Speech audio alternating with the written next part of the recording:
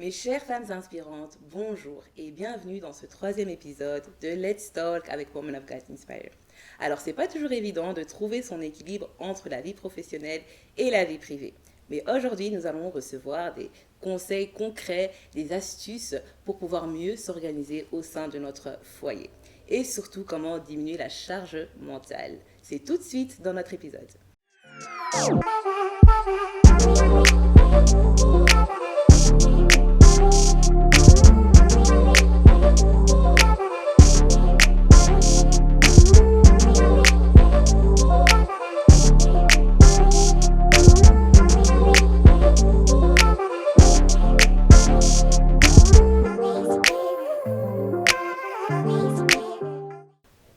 Alors, rebonjour à toutes. Alors aujourd'hui, je suis accompagnée de Rachel. Elle était avec nous dans l'épisode précédent et aujourd'hui, elle va nous accompagner dans cette discussion sur l'organisation du ménage.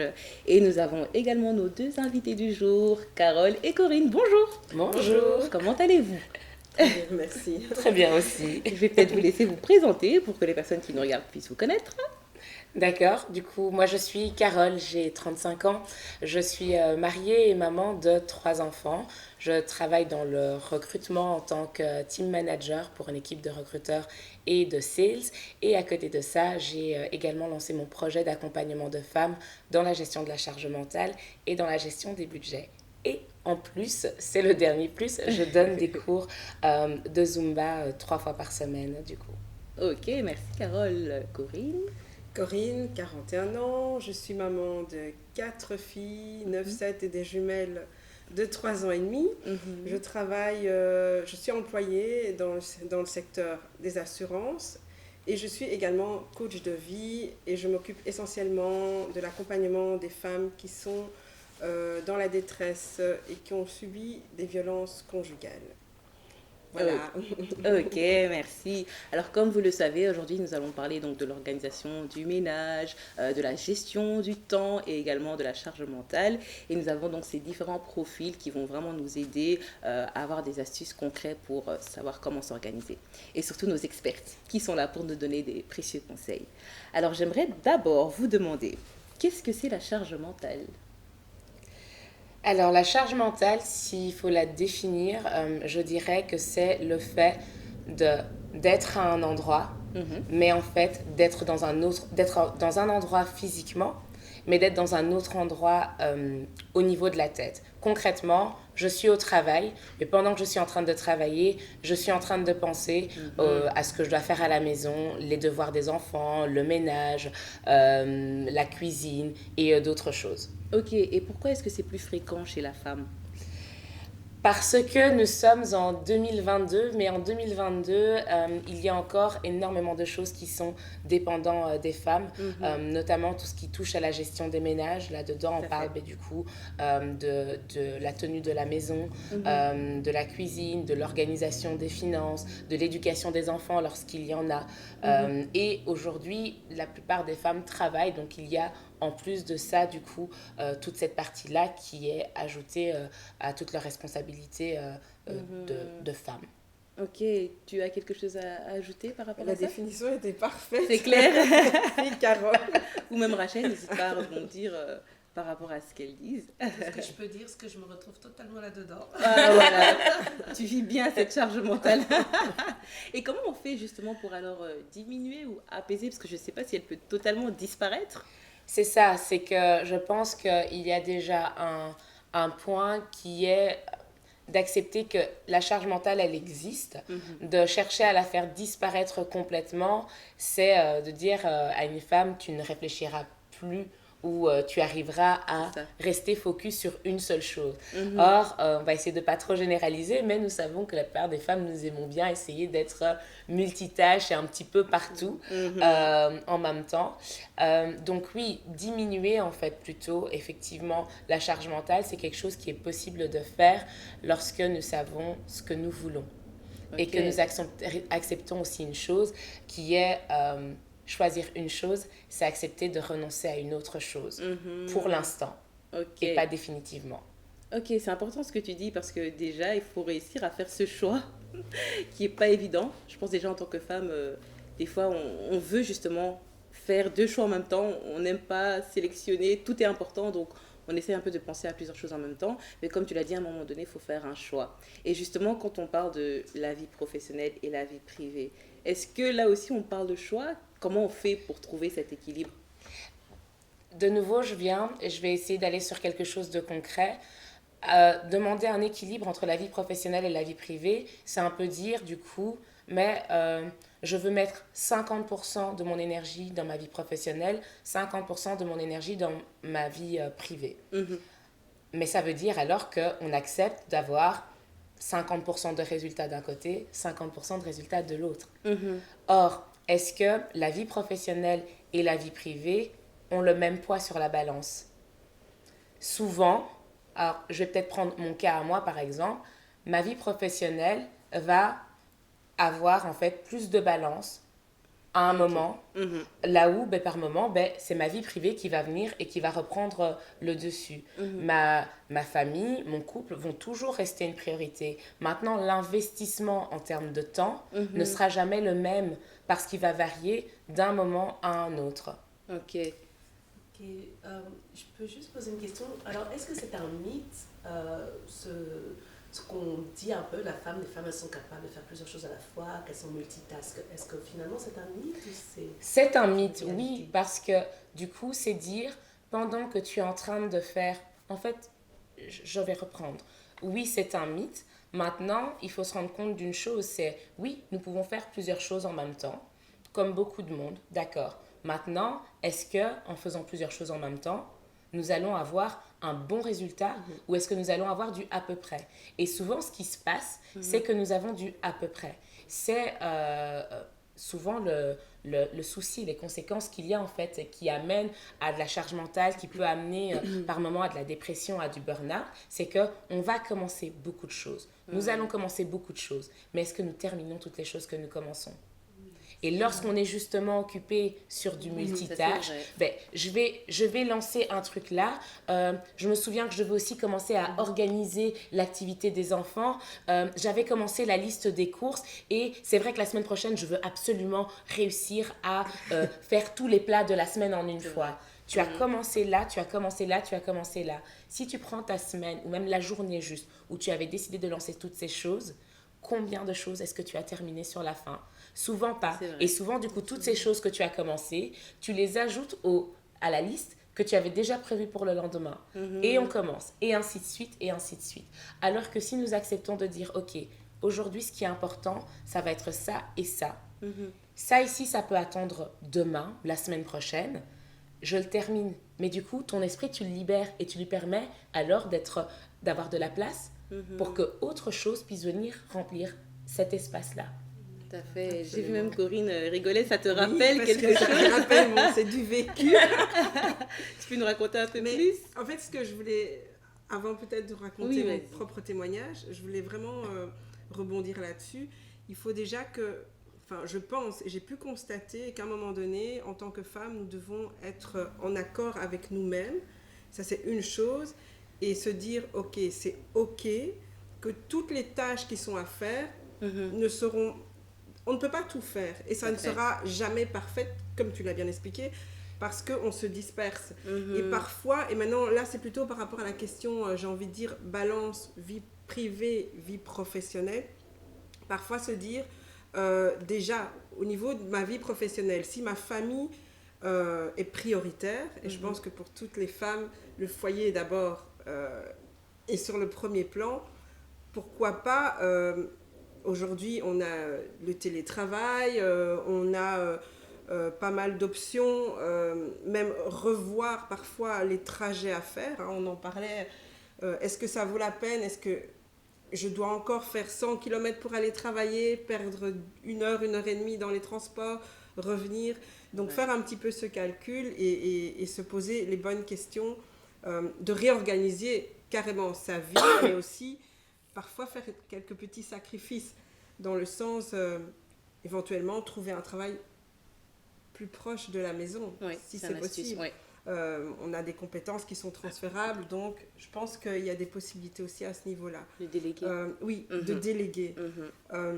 Et puis aussi, les titres services, enfin, il y a pas mal. Je pense qu'on vit dans aider, une hein, société qui nous permet, en tout cas en Belgique ici, on a cette chance-là d'avoir toutes sortes de facilités, mais auxquelles on ne pense pas, parce qu'en tant que femme, on veut gérer la maison, en tant que femme, on veut s'occuper des enfants. Je suis la seule à pouvoir donner toutes les instructions qu'il faut, je suis la seule.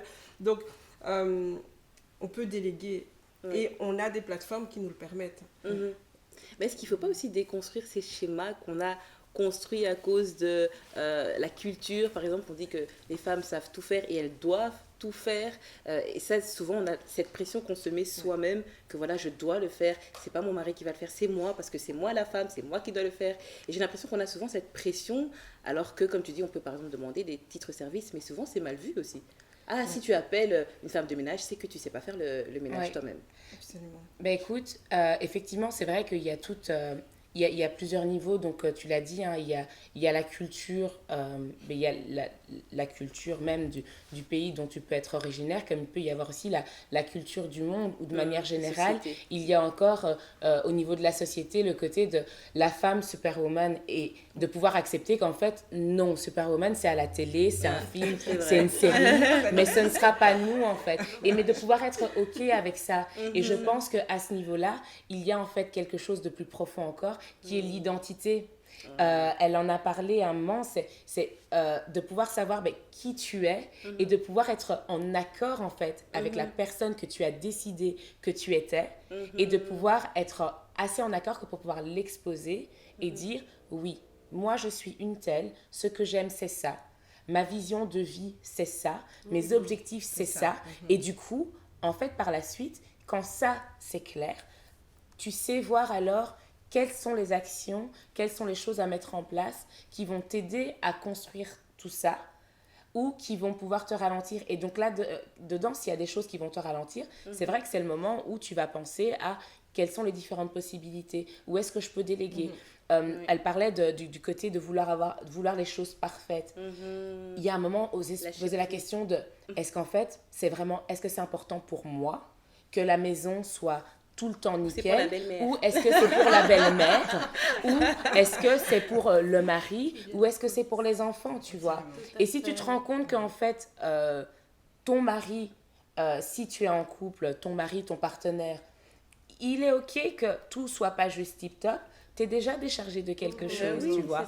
Et c'est de se souvenir du coup par rapport à ça, en fait, qu'est-ce qui est vraiment important et qui va être lié à toi si tu es seul, et si du coup tu es en couple, à vous en fait. Et là je reviens sur l'importance de la vision. L'importance de la vision pour toi, l'importance de la vision du coup quand vous êtes en couple, du couple et de la famille. Parce que là-dedans, quand ce cadre-là il est mis, de nouveau, il y a des discussions qui vont être beaucoup plus faciles. Oui, tu te souviens chérie, moi je t'avais dit que voilà, tu m'as rencontrée, j'étais à la fin de mes études de médecine, je prends un peu l'exemple peut-être de Rachel, on s'est mis ensemble, je suis médecin, c'est un boulot qui est prenant, est-ce que tu es OK avec ça? Ben oui, tout à fait. Ben écoute, avec les horaires que j'ai, moi je ne peux pas assumer d'avoir une maison à nettoyer tout le temps. Est-ce que c'est OK pour toi que dans notre budget, il y a un budget qui soit alloué à des titres-services? Oui, très bien. Non, si c'est non, OK, ben du coup, est-ce que il y a possibilité pour que toi, tu puisses mettre la main à la pâte et m'aider. Et si on rappelle le cadre, tu vois, mais du coup, c'est si, je reviens sur, tu étais OK avec ton identité, OK avec ces rêves qui te sont propres, que tu les as partagés avec les personnes, en fait, finalement, qui vivent avec toi. Si elles en sont conscientes, ça va être plus facile de pouvoir aborder justement ces points qui peuvent être un petit peu touchy par moment. Moi, par exemple, si je prends un exemple personnel, lorsqu'on s'est marié avec mon mari, on a donc fait notre mariage traditionnel, nous avons emménagé ensemble et en fait, on organisait du coup le mariage religieux. Mais la même année, j'étais enceinte. Donc, j'étais enceinte. À l'époque, je donnais 7 heures de cours de Zumba. J'avais mon travail à côté que je travaillais, c'était plus de 40 heures semaine très facilement. Et il y avait l'organisation du mariage où même si nous avions pris une wedding planner, ben voilà, c'est ton mariage, tu as envie de quand même un petit peu mettre la main à la pâte. Et donc, il y avait toutes ces choses. En même temps, qui devait pouvoir se faire. Alors, de l'autre côté, mon mari, il n'était pas spécialement fan de ménage. Il travaillait également. Il essayait, là où il pouvait, du coup, de pouvoir quand même me soulager sur certaines choses. Mais il y a un moment où on s'est assis, on s'est rendu compte que c'était beaucoup trop pour moi. Ouais. Et il n'y a eu aucun souci lorsque j'ai dit, écoute, est-ce qu'on n'irait pas surprendre des titres-service? Ok, ça m'a enlevé une épine du pied. Et je veux dire, j'étais soulagée. Mais ça a été pendant tout un temps. Une fois que du coup le mariage est passé, que j'ai accouché, qu'on a pu retrouver un équilibre, je me suis rendu compte aussi, tiens, mes cours, j'en donne beaucoup trop. À ce moment-là, je me suis aussi souvenue, tiens, pourquoi est-ce que je n'ai autant de cours? C'est parce que je voulais qu'on puisse avoir plus d'entrées financières aussi. Okay. Est-ce qu'on a besoin d'avoir autant d'entrées financières maintenant? Non. J'ai diminué par 2. Okay. Et tu vois, c'est des choix nouveaux qui ont été faits à un moment ou à un autre, basés sur des discussions, mais sur aussi ce retour à la vision. Tout en connaissant. Pardon. Excuse-moi. J'aimerais juste revenir sur quelque chose qui revient souvent, que ce soit toi, Corinne, ou toi, Carole, vous parlez du choix, qu'à un moment donné, il faut choisir. Et le choix, j'ai l'impression qu'il implique quand même une frustration. Moi, il y a des choses, je me dis, zut, je ne sais pas les faire parce que, par exemple, je suis une passionnée du théâtre et c'est quelque chose que je ne peux pas faire. Parce que je ne vois pas quand je le fais et ça me frustre et je me dis, est-ce qu'un jour j'aurai le temps? Enfin, comment on peut, du coup, gérer un peu cette frustration au quotidien? Enfin, voilà, cette frustration qui peut, dans certains cas, devenir vraiment quand même importante. Bon, ici, chez moi, personnellement, c'est pas encore trop fort, mais je pense que pour certaines personnes, il pourrait y avoir des frustrations vraiment grandes. Comment... Je pense que, déjà, on a parlé, il faut aussi savoir poser ses limites, parce qu'on peut avoir des projets, on peut avoir une organisation, mais déjà, admettre, voilà, j'ai des limites physiquement, mentalement, déjà, ça, c'est une chose. Et les reconnaître. Ça va déjà faire un grand tri, je pense, comme tu expliquais, dans notre positionnement. Et puis, c'est important et tellement, je vois ça chez les femmes, cette problématique de l'épanouissement personnel. Donc, voilà, moi, j'aime faire du tennis, j'aime faire du théâtre, j'ai envie de prendre des cours de cuisine en soirée, mais il y a les enfants, il y a le mari, il y a tout le foyer. Et cette frustration, à un moment donné, elle va créer parfois, on explose et une nervosité à la maison. Et le mari, il est là, mais qu'est-ce qu'il y a? Les enfants, ils ne savent pas pourquoi. On fait un transfert au travail, ça ne va pas, on sature. Mais parce qu'on n'a pas pris le temps, on ne s'est pas autorisé, en fait, à prendre ce temps pour moi. Et alors que souvent... comme tu disais justement, Carole, parfois avec des simples discussions, mais ton mari va dire, mais vas-y, justement, je t'encourage, va faire du théâtre, va te décharger. Il ne demande que ça, mais parce que nous-mêmes, on se met la pression, on s'oblige, en fait. Comme tu l'as dit, comme vous l'avez dit ici clairement, on se donne des je dois, toujours inconsciemment. Et c'est tellement important le prendre du temps pour soi, parce que c'est là qu'on va se recharger, c'est là que tu vas prendre toute ta bonne énergie, la mettre au profit de l'organisation de la maison. Moi, j'ai remarqué, effectivement, bon, j'aime bien nager, mais bien souvent, je suis tellement plus productive. J'ai fait 1 heure à la piscine, je reviens, et puis du coup... tout s'éclaircit, je sais où je dois mettre les casseroles, je sais comment... Et le ménage est vite fait. Donc, c'est peut-être pas culturellement parlant, peut-être c'est encore des choses à travailler, mais je ne peux qu'encourager, mesdames, prenez du temps pour vous. En fait, c'est vital. Exactement. Il faut comprendre que c'est vital, c'est pas un caprice comme parfois on nous l'a fait croire, mais c'est vital. Et justement, le fait de dire que c'est vital, est-ce que ça veut dire que, comme tu as dit que c'est vital, elle, par exemple, dans son cas, est-ce qu'elle doit vraiment dire que non, je dois faire, par exemple, ce théâtre, peu importe ce que ça me coûte, le temps, tout ça, je dois le faire, on doit trouver une solution avec mon mari? Mais je pense qu'il y a des alternatives. Par exemple, ici, il y a le théâtre. Bon, alors, dans le théâtre, il y a plusieurs possibilités. Peut-être que c'est pendant les vacances. Si c'est vraiment ça, je peux prendre une semaine, il y a des stages comme ça à gauche, à droite.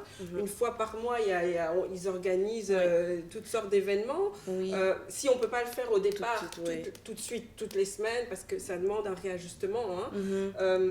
Mais quand même, ou trouver peut-être une activité similaire au théâtre où tu vas pouvoir te détendre, être en contact avec des gens, t'exprimer. Ça demande aussi un peu de recherche. Oui. Mais du coup, Dieu, nous sommes quand même des femmes chrétiennes. En priant aussi, le Seigneur va nous donner une certaine créativité qui fait que tu vas trouver, j'en suis certaine, une porte de sortie. Oui. Ouais. Mais moi, j'allais justement, je ne sais pas si tu veux ajouter quelque chose. Je voulais juste compléter en fait par rapport à ce qu'elle disait dans le fait que notre tendance est de traiter l'urgent et que c'est en fait un assez gros souci. Je suis quelqu'un, par exemple, les femmes que j'accompagne, une chose dont je parle toujours, c'est il ne faut pas parler de to-do list avec moi. La to-do list, chez moi, elle n'existe pas. Pourquoi ? Parce que c'est en fait une liste de choses, mais qui ne te montre pas quelles sont les choses qui sont urgentes et quelles sont les choses qui sont importantes. Et elle disait, et c'est vrai, c'est vital. Et nous avons tendance, du coup, à travailler ou à nous occuper de ces choses qui sont urgentes en oubliant, en fait, ces choses qui sont vitales. Et quelque chose qui est vital, on a déjà bloqué du temps pour ça. Et par rapport à ta question, par exemple ici du théâtre, ben la question c'est de savoir, est-ce que ça, c'est déjà de commencer par, as-tu du temps pour toi quotidiennement ? As-tu du temps pour toi de manière hebdomadaire ? Alors, on va pas, une journée, il y a 24 heures, mais ne fût-ce qu'une heure de temps pour toi.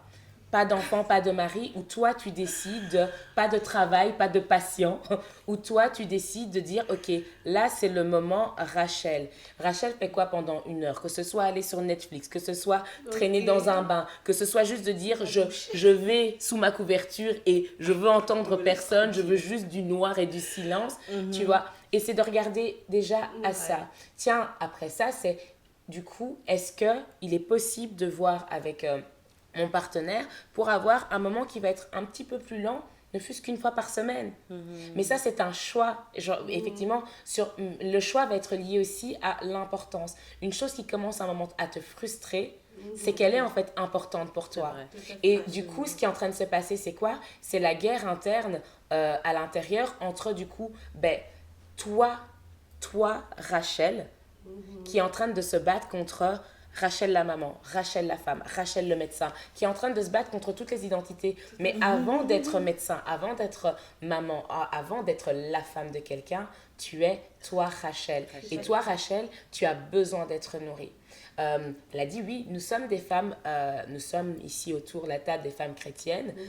On nous le dit en fait, la femme sage bâtit sa maison. Comment est-ce que tu bâtis si tu n'as pas de force ? Comment est-ce que tu bâtis si tu n'as pas le temps de réfléchir ? Une maison solide, elle tient sur du roc. Et en fait, toi et le fait de te nourrir et de prendre soin de toi, ça fait partie de ce roc-là. Souvent, on le voit dans un ménage. Hein. Beau, la mère, quand elle s'écroule, c'est pas juste la mère qui s'écroule, c'est toute la maison. La maman, quand elle est malade, c'est la fin du monde à la maison. On le sait.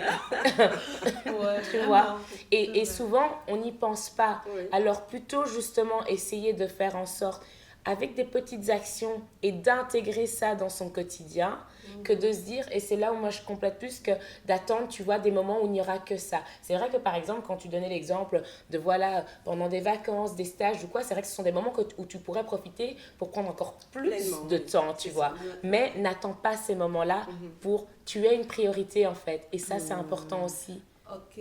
Ce que tu dis, en fait, ça me donne deux réflexions. La première, c'est qu'on a souvent tendance à s'oublier. On veut toujours, on pense aux enfants. Enfin, faire plaisir aux autres. Quand je fais des achats, je prends pour les enfants. Et puis, c'est souvent instinctif. C'est souvent instinctif. Et puis un jour, je sors et là, c'est dans tous les sens. C'est l'orgie, entre guillemets. Bon, jusqu'à une certaine limite, bien sûr.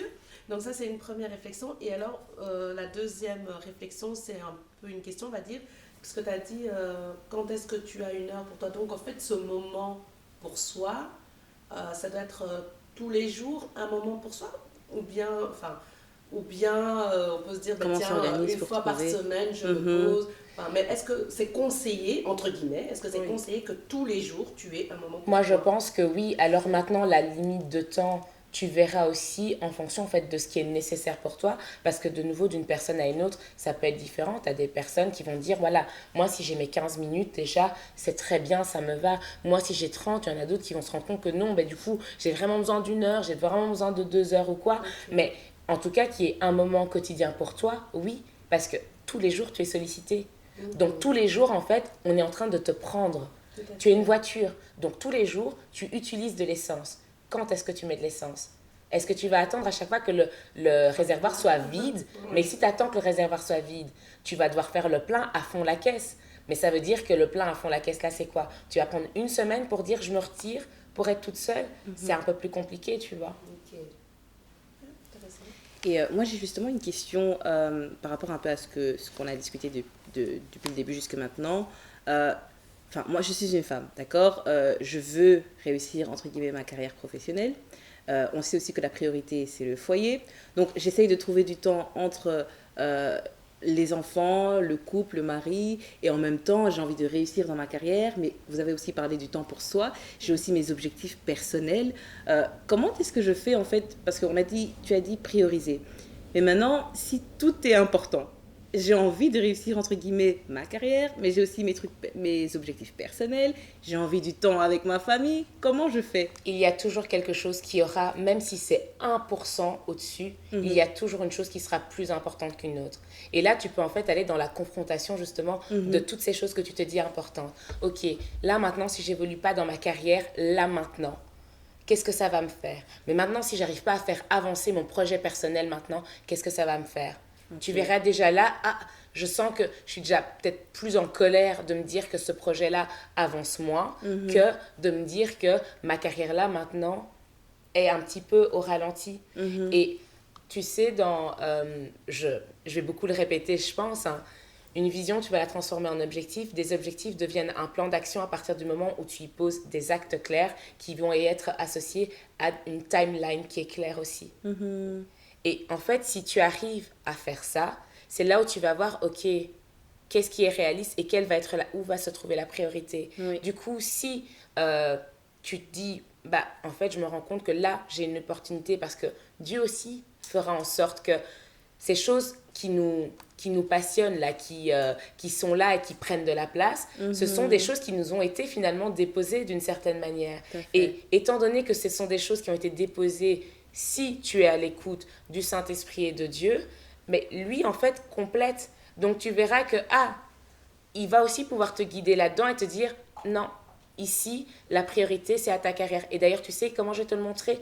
Bam, il y a une opportunité qui est en train de tomber là maintenant. Sois focus sur cette opportunité. Fais tes preuves là-dessus. Ne t'inquiète pas. Ton plan là, ton projet là, juste après, il viendra. Et c'est accepter qu'il y a un temps et une saison pour toute chose. Voilà. Et il nous le dit en fait. Je reviens sur ça, c'est que tout nous est mis maintenant à nous d'accepter.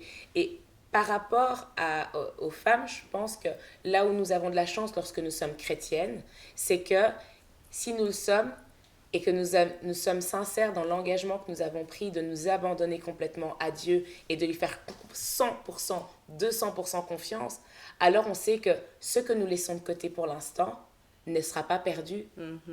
Et ne pas oublier aussi que dans chaque saison, il est en train de, du coup, nous aiguiser en fait et de nous préparer pour être capable du coup de prendre ce qu'il a préparé pour la saison prochaine. Donc tu ne sais pas que d'avoir le focus par exemple sur ta carrière professionnelle, là-dedans tu vas développer des compétences que tu vas utiliser du coup dans ton projet après. Tout à fait. Et ça, tu ne sauras peut-être pas t'en rendre compte si tu essayes d'être un petit peu dans ta carrière, tu essayes d'être un petit peu, c'est le un petit peu là. Il est là, notre ennemi, il est là en fait, c'est le un petit peu.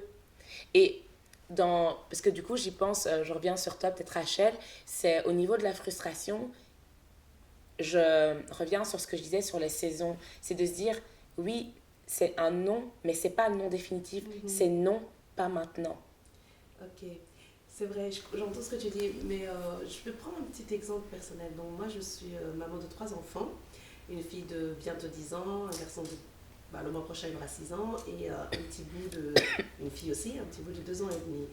Et pour l'instant, donc, dans ma carrière, je suis en train de vivre une mutation dans ma carrière, dans le sens où j'ai toujours travaillé dans une structure qui appartient à un autre médecin. Et là, je suis en train de lancer ma propre structure. Et c'est en parallèle que ça se fait, parce que pour l'instant, je travaille encore là. Oui. Donc, ça veut dire que je n'ai plus vraiment de temps libre. Et je me rends compte, avec un peu de frustration, que je ne suis plus vraiment présente à la maison et que, par exemple, pour les devoirs de ma fille, pour l'aider ou quoi, je ne suis pas vraiment à côté d'elle. Bon, on a quand même été sage, on a trouvé un système de délégués pour que la petite ne soit quand même pas pénalisée. Il y a une structure de soutien scolaire qui l'accompagne, qui fait que voilà, ses devoirs sont supervisés. Et puis je me dis, oui, c'est vrai que quand tout sera bien cadré, quelque chose va rouler, je vais ralentir et je pourrai m'occuper à nouveaux enfants. Mais elle sera déjà grande et je ne pourrai plus. Et moi, ça me fait la peine. Je me dis, mince, les autres qui sont plus jeunes pourront profiter de leur maman, entre guillemets, mais elle, Et tu sais est-ce quoi? que j'ai perdu quelque chose? Non, et tu sais quoi? Parce que là, c'est ta chair qui est en train de parler. C'est un petit peu de l'ego du moi. Tu vois, c'est moi. Parce que là, tu vois, tu as dit quelque chose. C'est pas elle, c'est toi qui te sens dans un état. C'est à toi que c'est en train de faire quelque chose. Mais là, elle, tant qu'elle est suivie, tant qu'elle a ce qu'il faut au niveau de son éducation, oui, les plus petits auront peut-être l'occasion de vivre d'autres choses. Tu ne sais pas encore lesquelles avec toi, mais elle, du coup, elle aura l'occasion de vivre. Tu seras présente dans des moments qui seront d'autant plus importants. Ta petite, elle a 10 ans. Elle va bientôt avoir 12-13 ans. Je peux te dire que tu auras envie, quand tu arriveras à cette étape-là, tu te rendras compte que heureusement que je suis là maintenant, là, quand elle a 12 ans, plutôt que quand elle avait 10 ans, parce que petit enfant, petit problème, mais grand enfant, voilà, tu vois. Et donc là, cette histoire de saison, c'est une occasion pour elle de pouvoir être plus peut-être occupée avec son papa, avec d'autres personnes, c'est vrai. Et donc, à chacun un peu son tour. Mais si je peux me permettre aussi, il faut que... L'idée, c'est que tu fais partie d'une entité avec plusieurs personnes. Et expliquer... Il faut communiquer aux enfants. Qu'est-ce qui se passe. Voilà. Les enfants vont comprendre que maman est dans une saison particulière. En fait, finalement, toute la famille. Tout à fait. On est dans cette saison-là, on l'accompagne et lui parler, toujours lui rappeler que je suis là, je suis à ta disposition.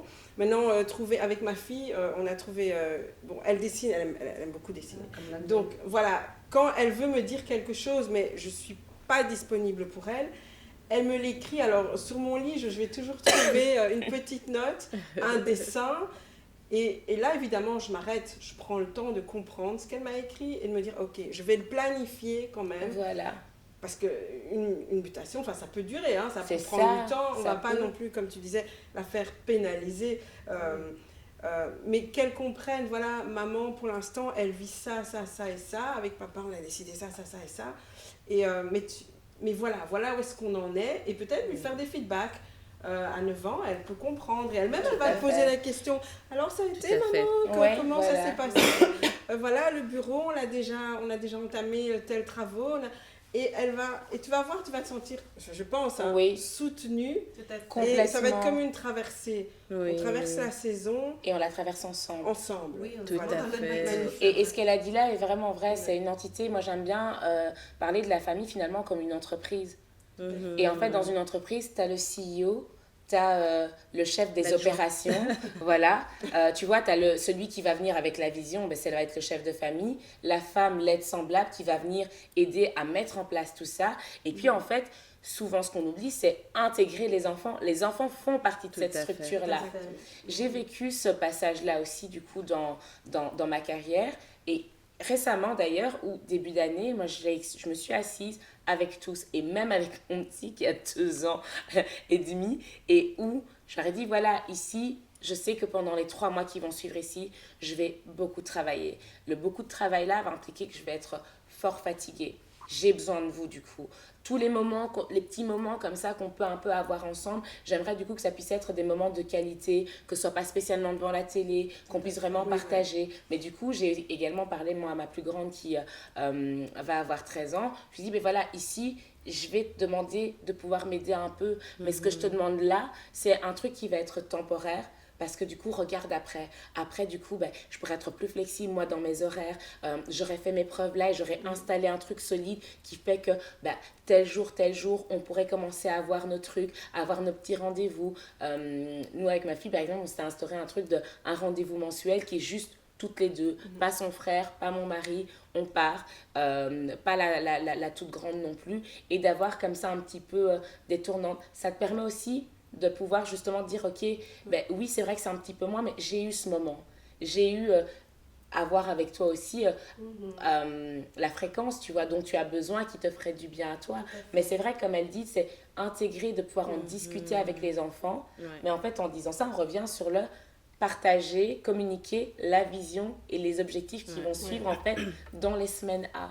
C'est vrai que la communication, c'est pas toujours évident. On est là, adulte, on est dans notre logique, on sait que c'est ce qu'il faut faire, Oui, mais on pense De pas pas forcément à oublier. communiquer. oui, mais c'est À très le- important. C'est Oui, très, très important. important. Et comme elle le dit, Oui, c'est ils vrai. le comprennent. Vraiment, ils le comprennent. Tu sais, moi, j'ai fait des cours du soir. J'avais décidé de reprendre des cours du soir et de faire un master tout en travaillant à temps plein. Et je l'ai fait quand ma fille avait 3 ans. Ça a été une décision difficile parce qu'effectivement là, je me suis dit, ok, mais ça veut dire que du coup, moi, cette petite, je vais la déposer à l'école le matin. Et quand je la revois, c'est le soir quand je rentre et qu'il est 22h, 22h30. Mais elle m'aura vue que le matin en fait. Et ça a été comme ça pendant... ça a été comme ça pendant 3 ans en fait du coup. Où j'ai délégué à ma maman.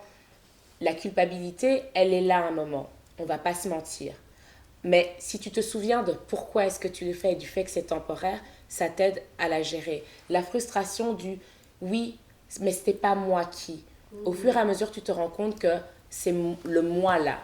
Il a un petit problème. Et tiens, est-ce que du coup, c'est en train de me blesser pour de vrai ou est-ce que c'est mon orgueil, mon ego qui est blessé parce que du coup, ce n'est pas moi qui suis en train de faire ces choses-là.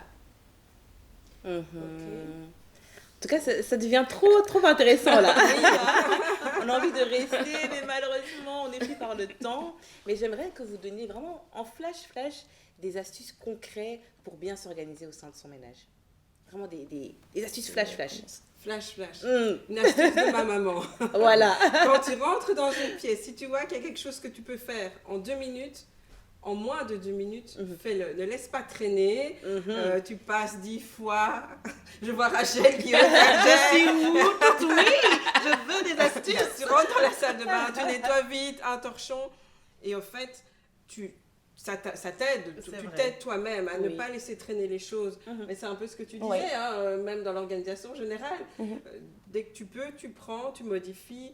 Et ça peut être une astuce. Ouais, Euh, super. mais peut-être pour les courses, parce que ça prend aussi du temps, éventuellement. Je vois déjà le soupir de Rachel. Tout ça, j'ai délégué à mon mari. Ah, ça va. Mais il y a les systèmes où on peut aller, on fait des courses en ligne et vous allez à fait. récupérer au magasin. Ouais. C'est un temps de gagner. Bon, maintenant, il faut mettre sur le PC, C'est ça. cocher les Mhm. trucs. Il Mais, faut savoir ce dont on a besoin. voilà. Oui. Moi, je dirais, mais pour compléter peut-être sur ce point-là, il y a l'idée de, OK, ce mois-ci, de quoi est-ce qu'on a besoin en termes de courses, par exemple, de quoi est-ce qu'on a besoin, et de s'assurer que, OK, tout ce qui est denrées non périssables, de pouvoir acheter en grosse quantité une fois, c'est déjà là en fait. Et pour que du coup, les courses qui ont à venir après soient seulement sur des courses, tout ce qui est frais, des légumes, des fruits, de la viande, si on veut absolument qu'elle soit fraîche et qu'on ne veut pas la congeler. L'idée de faire des menus, faire un menu pour le mois, d'accepter que du coup, dans ce menu-là, tiens, je vais peut-être pas préparer tous les jours. Quand je fais du coup quelque chose sur une semaine, concrètement, je peux faire 3 plats en fait, ou peut-être même 2 plats en se disant, il y a 2 plats, un plat à chaque fois pour 2 jours. Du coup, ça te fait 2 fois où tu prépares. Tiens, il y a un jour où oui, on accepte d'aller sur un snack, une pizza qu'on achète, d'avoir comme ça ce jour off en fait. Intégrer en fait aussi les enfants, l'activité, la cuisine peut devenir par exemple le week-end une activité en fait, où tiens, venez, on fait ensemble une pizza, ce sont des choses comme ça qui sont chouettes à faire, et où tiens, toi, tu vas devenir la chef des poivrons, voilà, hop, tu apprends, et en même temps tu es en train d'apprendre, plus que juste faire la cuisine, tu es en train de livrer quelque chose, donc ça, ce sont des choses qui, l'air de rien, prennent du temps physiquement lorsqu'on décide de ne pas suivre ce conseil de faire la liste de courses et aller chercher simplement. Mais il y a encore cette idée de, c'est quelque chose qui reste dans la tête. Quand tu sais que tu avais déjà listé tout ce dont tu avais besoin, quand tu sais que tu avais déjà listé tout ce que tu voulais préparer ou les envies que tu pouvais avoir, c'est déjà beaucoup en fait, au final. Quand tu sais qu'il y a ça, tu peux te prendre une demi-journée où, ok, je sais que là, ce mois-ci, je vais avoir tourné mes plats sur telle ou telle chose. Tu peux déjà couper des choses à l'avance, congélateur. Et tu n'as plus qu'à, je sors. Et du coup, les to-do list, oui ou non? Moi, je dis non et je dirais plutôt de savoir qu'est-ce qui est important, qu'est-ce qui est urgent. Okay. Et donc, est-ce que j'ai prévu du temps pour toutes les choses importantes dans ma semaine, dans mon mois? Oui, alors du coup, le restant, c'est la place pour tout ce qui est imprévu. Moi, ce que je peux rajouter aussi comme astuce, donc effectivement, moi, les to-do list, avec moi, ça ne fonctionnait pas non plus. Par contre, j'avais déjà des sérieuses to-do list dedans. Donc à chaque fois, quand écrire. Voilà, exactement. Quand je suis focalisée sur une tâche, par exemple, je suis en train de faire à manger, toutes les idées qui me passent, je les écris. Noter. Je les note. Tout à fait. Et le soir, et ça c'est devenu vraiment un rituel, je me donne un temps où je revois justement toute cette liste, pseudo-liste, et je priorise en fait.